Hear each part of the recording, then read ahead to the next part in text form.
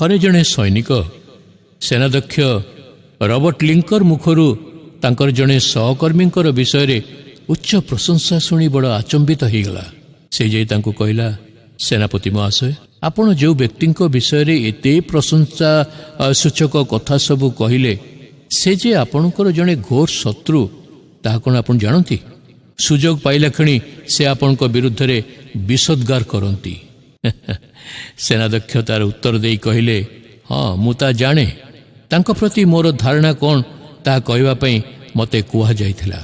ମୋ ପ୍ରତି ତାଙ୍କର ଧାରଣା କ'ଣ ତାହା ଅନାବଶ୍ୟକ। ମନ୍ଦର ପାଲଟେ କିପରି ଭଲ କରିବାକୁ ହେବ, ଲିଙ୍କର ଦୃଷ୍ଟାନ୍ତ ହେଉଛି ତାର ଏକ ଜ୍ୱଳନ୍ତ ଉଦାହରଣ। କିନ୍ତୁ ଏହା କରିବା ସହଜସାଧ୍ୟ ନୁହେଁ।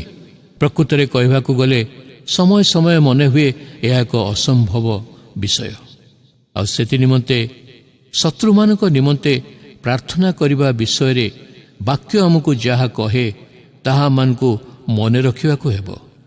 ଆମେ ଯଦି ଆମମାନଙ୍କର ଈଶ୍ୱରଙ୍କର ଆଜ୍ଞା ପାଳନ କରିବା, ଅର୍ଥାତ୍ ଯେଉଁମାନେ ଆମମାନଙ୍କ ପ୍ରତି ଅସତ୍ ବ୍ୟବହାର କରନ୍ତି, ଆମେ ଯଦି ସେମାନଙ୍କ ବିଷୟରେ ଈଶ୍ୱରଙ୍କୁ ନିବେଦନ କରିବା, ତାହେଲେ ତାଙ୍କ ବିଷୟରେ ଉତ୍ତମ କଥା କହିବାକୁ ଏବଂ ତାଙ୍କୁ ପ୍ରେମ ପ୍ରଦର୍ଶନ କରିବା ପାଇଁ ସହଜସାଧ୍ୟ ହେବ।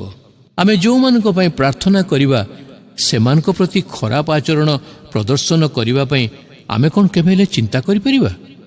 ଯୁକ୍ତରାଷ୍ଟ୍ର ଆମେରିକାର ପୂର୍ବତନ ରାଷ୍ଟ୍ରପତି ସ୍ୱର୍ଗତ ଅବ୍ରାହମ ଲିଙ୍କନ ଥରେ କହିଥିଲେ, ଜଣେ ଶତ୍ରୁକୁ ବିନାଶ କରିବାର ସର୍ବୋତ୍ତମ ଉପାୟ ହେଉଛି ତାକୁ ବନ୍ଧୁରେ ପରିଣତ କରିବା। ତେଣୁ ପ୍ରିୟ ବନ୍ଧୁଗଣ, ଆସନ୍ତୁ ଈଶ୍ୱରଙ୍କ ସହାୟତାରେ ଆମେ ଶତ୍ରୁମାନଙ୍କୁ ପ୍ରେମ କରିବା, ତାଙ୍କ ନିକଟରେ ପ୍ରାର୍ଥନା କରିବା, ତାଙ୍କର ମଙ୍ଗଳ କରିବା ଏବଂ ତାଙ୍କୁ ଆଶୀର୍ବାଦ କରିବା।